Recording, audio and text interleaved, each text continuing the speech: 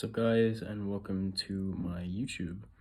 This is something that I've wanting to do for a while now, and my name's David Watson, and I'll be taking you along through my day and basically my current, training split as well, and what I'll be moving forward with, I should say, in terms of my training split and how I'm finding things with, now doing a more functional based programming for myself. And I'll go through it, a functional training day. I'll probably be doing some deadlifts as well, so it's a bit of strength and also some functional, some like a metcon, so I'm currently doing about 3 metcons a week and try to add in, say, some strength-based exercises as well, and I'll take you through that today, and also some other parts I'll include, so follow along with today. Also, this right here, majorly important for now going into winter. Of course, you can't forget about Old Reliable. This probably one of the best colognes you can get, no question. It's actually a nice day today, surprisingly. Is it the 2nd November, I think, now? Yeah, just turned November. Hopefully it can stay like this for a while now, because I know when January comes, that's when the real winter starts to happen. These are really good. You can't be fucking like me to get a pre-workout powder. Just get one of these. 155 milligrams of caffeine. This will do the job.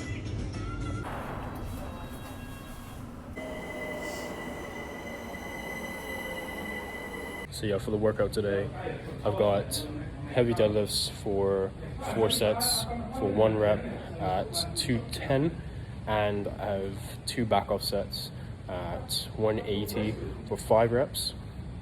And then going on to after, I have a pretty hefty, I would say, split of a metcon slash, I would say, bodybuilding style, plus some like functional accessories in with there. There's 4 components for 3 rounds, and I'll take you through each one at a time. Hello and welcome to my first ever voiceover. So today, like I said previously, we'll be going over deadlifts and also the functional workout after deadlifts, and that's about all I did today. But first of all, I want just to go through of who I am and a little bit about myself, just to start this for my first video off. So like I said beforehand and earlier on in the video, my name's David Watson. I'm 23 years old, and I just recently moved to London from Southampton, but I'm originally from Nassau, Bahamas. I studied fitness and personal training at university at Southampton Solent, and I'll go into another video about my experience about university and how I found it as well. Also, I'll probably go over the whole moving situation from Southampton to London, and obviously like why I didn't go back to the Bahamas. So yeah, just going over here some warm-ups. I'm just starting off with the foam roller just to get my muscles, primary muscles loosened up, primarily the back, lower back, hamstrings, my hips, and also my adductors, and also just to get my hips firing as well. I'm just doing a bit of 90-90s with activating, make sure I get a nice hold of the top with the switching with the 90-90s, so I don't really have any, I could say, knots when I'm warming up with the deadlifts, with the bar, or at the top, so I don't really feel anything painful or anything that's tight when I'm performing the working sets. So what I do take a big priority with warming up, because I feel that it takes a little while longer for me to get going with that, whatever sport that will be, with weightlifting, running, or anything like that. It just takes me a bit longer just to warm up, just to get everything firing for myself. And that depends from, I guess, person to person, but for me, it takes a bit longer for me to actually get going, you know? So, just starting off with some single hamstring curls. I want to try and prioritize these some more, with warming up a bit more blood in my hamstrings, so I can really feel the engagement from my posterior chain activating when I start the initial phase of lifting the deadlift off the floor, because I don't want to I want to have something primed before I really push from the ground and really squeeze at the top of the movement, pushing my hips through with the deadlift. Here I'm just doing a couple sets, just to 10 to 12 reps, just to really feel the hamstrings getting warmed up. And now moving on to the actual portion of the deadlifts, just doing a couple reps of RDLs, really just pushing my hips back, really feeling the pull of my hamstrings going down, getting them activated, and getting my hips through with the bar.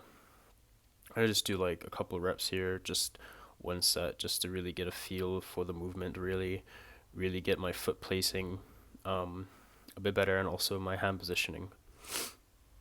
And now just warming up still, I'll just do one rep and just a couple, one set, just a couple reps, because I don't really want to burn myself out when I get to the top set. That's a real problem that I found, and what I see in a lot of people. They do a lot of reps, but with especially the compound work, with only doing a lot of reps, and then they get really tired, and then they start to fatigue at the top weight they're trying to do. So I really try to prioritize myself with doing one to two reps, and then as I get closer, that's when I start to really put on the best performance of when I'm at my top set, with doing the reps that I need to do, and also the weight for I want to lift as well. So that 180 felt okay for warm up. I'm gonna see now, loading up to 210 to see how that feels. Hopefully getting 2 sets singles and then a 180 for 5 back off. So now getting to my top set, I felt a bit fatigued and felt these are moving quite slow, so I only did 2 sets in the end, just to make sure I don't cause any niggles or anything like that. And then I did 2 back off sets at 180 for 5 reps. 210 went up, but it was a little bit slower than I wanted to. So I guess it's been a couple weeks since I've done that. So I just have to see how it goes with the next set, and also maybe the fatigue in for me, or why it was a bit slow today. So we just have to see how the next set goes, and also get done with these back offs. So this is my last set here with 210, and as you can see, it was a bit of a grind to get up and to really trying to push my hips through, but we got there in the end. Now going on to the back off sets, these felt pretty good. Overall, really try to get my engagement with every rep and make sure I was set properly for each one. So that's why you see me take a little pause, and also my thumbs were really toast after that. There's definitely a little small callus that was torn on my pinky, but that's what you get typically with doing hook grip. And I'll explain a bit later on why I switched from mixed grip to hook grip in another video, but all I can say is, if you can really get through the pain of hook grip and also really get down to doing it mostly all the time, then it will be a lot more beneficial for your deadlifts. I think so. Yeah, that 180 for 5. My hand does not like that at all. So that second set for 180 for 5 was a lot better. I trying to kept slipping a little bit on the platform. I need to try and really get a firm anchor with my feet, I think, with that. Also, I need to stop pausing at the top because my thumbs keep killing. Oh, the top, sorry. When I'm finished, like halfway through my reps, I need to stop doing that and just try and get through it as best as I possibly can, even though my thumbs are crying for help as the skin rips off of them. But that is what it is with hook grip.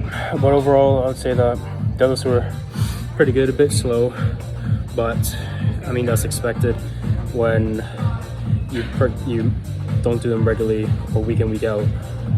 This is about I guess a week and a half since I last did heavy deadlifts, and I'll also back off for reps like that. So yeah, pretty good. And now I'll probably go into the functional part of the workout.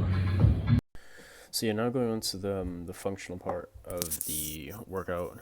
So I'm just warming up now, and for whenever I do functional workouts, I typically do a 10-minute EMOM, 1 minute on the bike, and I swap over to the skier, and I just do 5 rounds on each for 10 minutes, running about like 57 seconds. I swap in between, and just like at a moderate pace, I would say so, and I try to up the intensity as the 10 minutes comes to an end, sorry.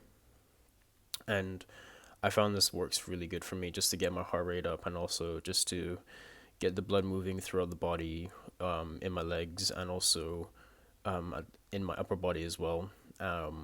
If I don't do this, I find that I kind of gas out a bit too quickly, and I'm not really breathing properly as I should, because I typically try to breathe in through my nose and out my mouth, or primarily in through my nose as much as possible, because if you try and breathe through your mouth a lot, then you tend to gas out a bit too quickly, you would find.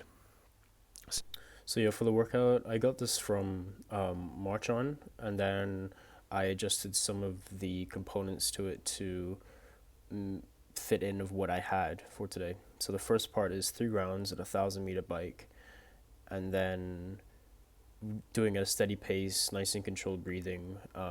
Try not to gas out too quickly with this one.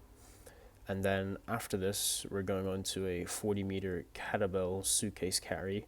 Try not to do too heavy, because then you're going to be losing the really core contraction out of each side. And the next part is you're going to a 30-second adductor hold side plank on each side. What I'm really trying to focus on is really keep my torso up and really, I guess, pushing my hips through, so that I really get a good contraction on my adductors. And you really want to try and feel this with both in the adductors and also while doing the side planks, so you get 2 things working at once. Now going on to the next part is, again, 3 rounds, 1,000-meter bike again, and then you're doing 15 push-ups. And then after this, we're going to 15 dumbbell reverse flies. You don't have to go too heavy with this. You really want to try and focus on keeping those elbows high and really pushing them out again. And then for the next part is another one, 3 rounds again, 1,000-meter bike again, and then we're going to 15 reps at a bench press. Now, do this at a comfortable weight for you so you don't fail. It is kind of close to failure as you get close to the end of the rounds. And let me tell you, my legs were absolutely toast after doing the other 2 rounds of a 1,000-meter bike. Now, on to the next part, we're doing 8 to 10 pull-ups with this. Now, it can get quite fatiguing, so 8 to 10 was a good rough number for me to do, so I don't gas out too quickly and keep them going with the reps. And on to the last part, we have 3 rounds again with 1,000-meter bike, and we have 15 bench dips this time. You can do this weighted or body weight. I found body weight was a bit easier for me to do, so that I can keep a good rhythm for the whole time. And at the end of this, we did 15 dumbbell Zotman curls, and now I'm just trying to really focus on the contraction here and really control the weight. You don't have to go too heavy again. It's again for 15 reps, so you're going to be quite fatigued at the end of this. Just do something that a weight that is most comfortable for you. And it was overall a really good workout, I thought. So yeah, guys, that's about it for the end of the video. I sincerely hope you've enjoyed it. I'll be going over some other areas, like I said before in the voiceover, a bit more about me, how my uni experience, be going a bit more in depth of that, what my experience was like moving from Southampton to London and why I didn't go back to Nassau, Bahamas, and also what my diet is currently and my take on my current diet and my situation here on a rest day and also a training day. So I hope you sincerely enjoyed my first video. Be sure to follow me on David W. List, my Instagram. Drop me a DM on there if you have any questions about training or anything like that, and I'll see you guys in the next one.